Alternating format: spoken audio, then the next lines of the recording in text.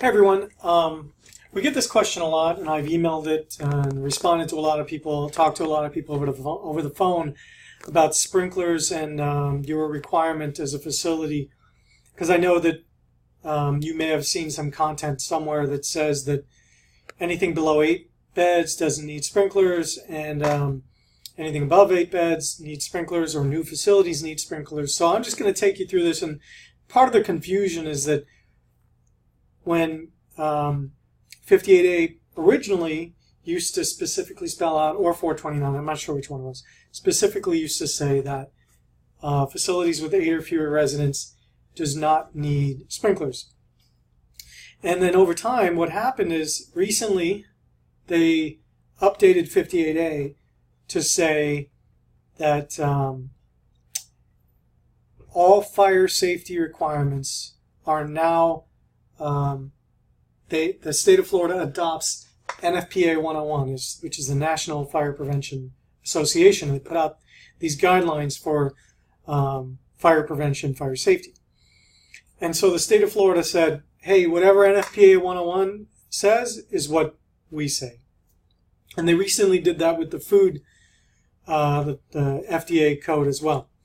So that way, if there's changes that come up, maybe the NFPA says, hey, you know what, we've determined that it's unsafe for this and they need to implement this. Or so Florida's adopted NFPA 101, and you can read that right here. If you look at 58A and you do a search for 58A on 58A for fire sprinklers, there's only one mention of fire sprinklers.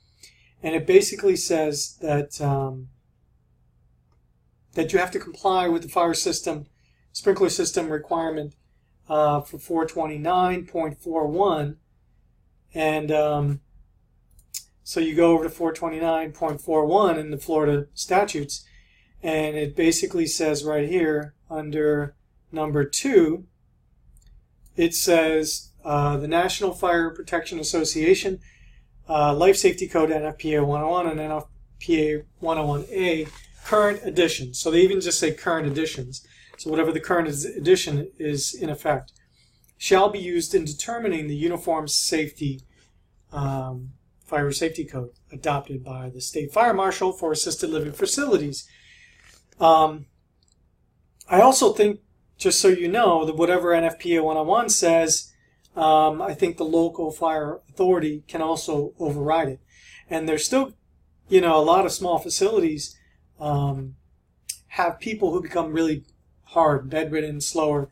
So I think the NFPA 101 still is going to have standards for evacuation protocols. So just because you don't have to put them in, if that's the case, like I always say, you're going to have to check with your local fire marshal before you do anything. For the purposes of the state exam, I don't really think there's going to be much on there. As you know, they don't really share the test questions with us. But if they do, one thing you need to know is that new facilities, newly constructed facilities, are required to have sprinkler systems, okay? But there's a difference in the definition of what is considered a new facility. NFPA 101, let me take you there now, okay? So you can set up a free account and you can access the free version of it. Here's the 2018. So you go to Table of Contents and scroll down to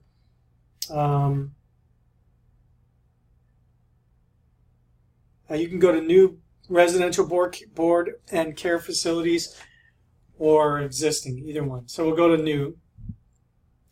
And we'll go down, I think it's on the next page. It might even be, they talk about the means of escape.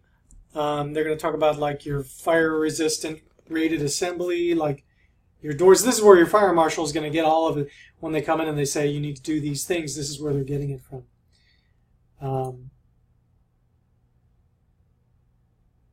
I'm going to smoke alarms, carbon monoxide alarms. You'll have to have those outside of bedrooms. Anyway, existing requirement. Okay, extinguishing requirement. I have a zoomed in version of it here. Let me zoom in on this for you, okay? I don't know if you can read that. Okay. Basically, it says all facilities other than those meeting the requirement of Section 32.2, .3, .5, .2, shall be protected throughout and approved by an approved automatic sprinkler system installed in accordance to their standards using quick response or residential sprinklers. Okay. But the exemption is in conversions. So you can see underneath that it says, in conversions, sprinklers shall not be required in small board and care homes serving 8 or fewer residents when all occupants have the ability as a group to move reliably to a point of safety within 3 minutes. So there's your exemption. There's your explanation. It all depends on what you consider a new facility versus a conversion. Because of a house that you're converting over to an assisted living, it was an existing home built to the standards for residential care, residential living. You're just converting this existing structure over to assisted living. I can say all this, and you can tell your fire marshal if they require sprinklers, or you could try to argue it, but ultimately, like I said, I think they can supersede it. And I also think that if they want you to have sprinklers, eventually they'll make you have sprinklers, because they'll come in, do your time drills, you won't be able to get somebody out in time, and then they'll start the process to make you put sprinklers. So just know that that's the distinction, and I hope this helped. Okay? Thanks. Bye.